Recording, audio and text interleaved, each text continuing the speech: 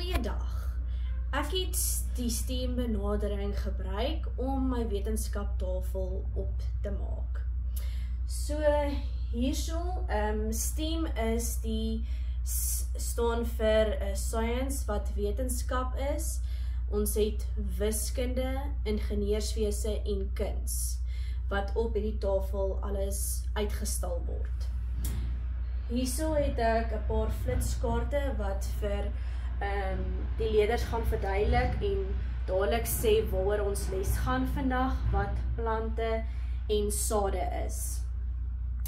Hierso het ek storieboeke wat ek gekry het.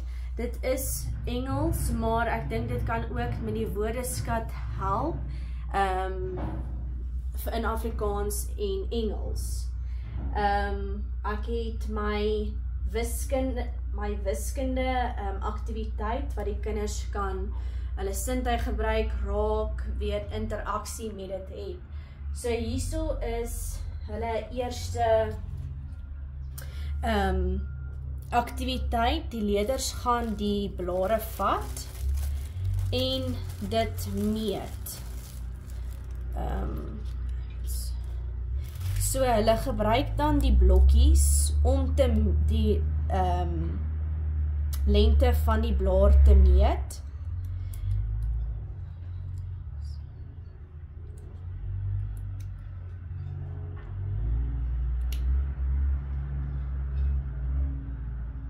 En hulle gaan ook dan die blokkies moet tel. Hier is ook 'n kleiner blaar wat hulle ook die blokkies gaan gebruik om te meet hoe lank hierdie blaar is. En op die einde, na hulle al twee tipe lengteblare gemeet het, sal ek dan vir hulle vra watter een dink hulle is lank en watter een hulle dink is kort. Okay. Dan het ek hierso 'n voorskoot wat die maatjies kan gebruik wanneer hulle ingenieurswese waar hulle saadjies gaan plant en reg kry, kan hulle dit dra.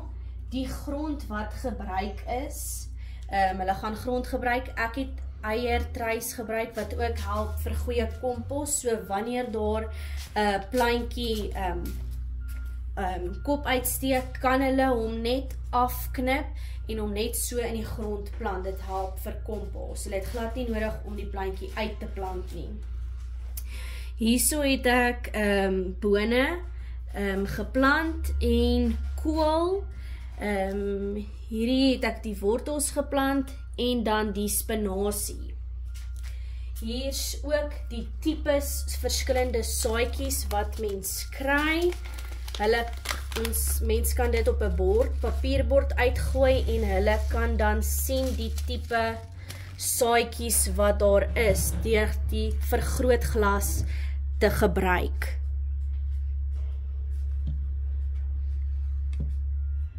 Hierso is die spinasie. Die saadjies is nie dieselfde nie, wat die leerders dan die vergrootglas kan gebruik.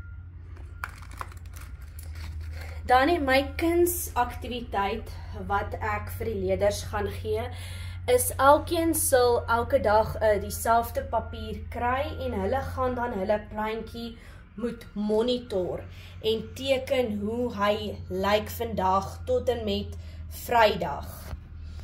Dan het ek hierso die my wetenskapaktiwiteit wat ek 'n glasbeker gevat het met water in en voedselkleursil wat ons eksperiment dan sal wees met wit rose hierin. Hierdie blou roos wat al verkleur het en groen een het ek oor 'n tydjie gedoen, 'n dag voor die tyd, om te wys hoe dit sou lyk. En dan die geel ene en die rooi ene is nou onlangs om te wys hy is nog in die proses.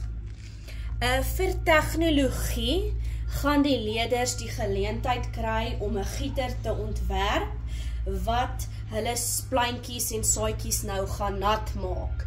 Ek het 1 liter bottel gebruik en gaatjies ingemaak, laat hy nie oormate van water uitgooi nie.